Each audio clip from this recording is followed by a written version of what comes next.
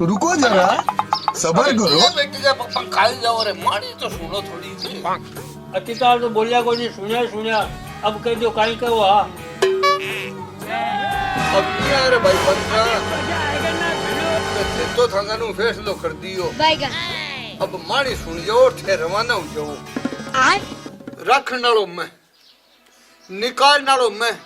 ठे कौन यार फैसलो करने वाला रे माँ बापा की पंचा करने वाला मैं राखूं मारी मर्जी वजिया मैं करूं